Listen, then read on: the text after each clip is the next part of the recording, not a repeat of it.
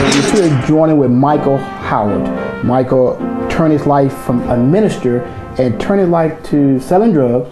And after he sold drugs, he turned his life back to Christ and did the right thing. Michael, welcome back to the show. Thank you, Reuben. Michael, how has it been since we last talked on the last previously show? Well, it's blessed. I mean, everything's going fine. I mean, God is blessing, and that's one of the things that He said in His Word, that that keep his mind on Him, that mind He'll keep in perfect peace. So it's been by the grace of God, that I'm still here. And I tell you what, I have a mind to just do His will. Yeah. Now, Michael, on our previous show, we talked about what happened in your life. Right. So for those who just missed last show, let's recap about what happened on the last show. Well, it happened, I was young, in the ministry, and the church went through a breakup, and the pastor that was there, was a mentor for me. And when I saw people didn't show love to him, that's what really just got me. And I wasn't prepared for the battle that was ahead. So through all of that, I found myself up, teaching or preaching the word, but I was using the word of God because of my hurt, throwing out at people. Now, before you gave your life to the devil and had the devil attack you, how long were you a minister before you did that? I had, I grew, I was saved at the age of 18.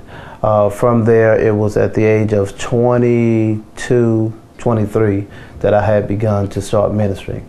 And age 25 is when I got up, resigned from the church, backslid, and walked away from it all. Michael, what was their reaction when you actually talked to the pastor, whoever you talked to, and say, I resigned from being a minister? What was their reaction? Well, the reaction was that, and I was honest, I was letting them know that I was actually dealing with some personal issues, and also that I was actually using the word of God to hurt people, throw out at the people, and I was being convicted by it. So I told them I was getting up, and I was resigning. So I talked with the founder of the New Day organization, Pastor Richard Taylor, out of Houston, Texas. I drove him and I had a meeting, and I told him I was resigning, and I told him why. And one of the things he did tell me, he said, son, he commended me on resigning and not causing the church problems.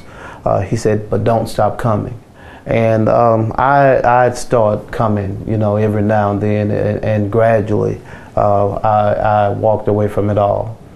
Now, Michael, you said some key words. You had some personal problems, and I'm assuming that some of the personal problems was that you had friends influence you to do the wrong thing. Right. Not only that, the friends came after I decided to stop going to church. I wouldn't pay my tithes anymore. I wasn't interested in church anymore. And the friends came probably about a year later on the job that I had, and they was showing me all this money. And from there, the influence, me not being in God anymore, not wanting to preach the word anymore, their influence really caused me to say, okay, let me try this. And from there, you turn your life to selling drugs. Selling drugs. So, Michael, let's talk about a little more of this, because there's millions of viewers out there today, and parents out there are really concerned about their young kids, that they might become drug dealers or they might go out and do the wrong thing. And this is what's important about this show today. We want to address what's concerning to the parents, because we want to show the viewers that selling drugs is not the option. It's not. It's really not. Because there's a lot of young guys, and I think I mentioned to you before, is that I'm going back to the prisons now, into the prison, and I let the guys know that I've been where you at, and a lot of young guys right now, the trend is different. When I was selling drugs, and the clique I ran with, we was making money trying to get homes and buy cars and things like that to make us seem flamboyant. But today, the kids or the youth now, they're selling drugs to get high. Popping pills, Oxycontin, Xanax, just to get high. So the parents, a lot of mothers are raising a lot of young men, and they really try to uphold their sons in what they're doing, but confront the issue.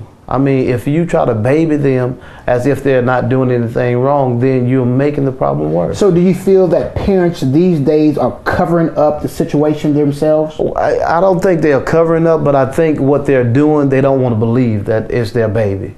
You know, and that's a false. I mean, anytime you have a child that you raise going to school and now they all of a sudden don't want to go to school or standing up telling you what they're not going to do, then those are signs. For those who just joined us, we're talking to Michael Howard. Michael was a drug dealer. First, he was a minister, and he walked away from the pulpit and resigned and turned his life into selling drugs, and now he's changed his life. So let's take a break. When we come back, we're going to continue talking to Michael Howard to talk and find out how was prison life and how his family dealt with it. We'll be right back after the break. Are you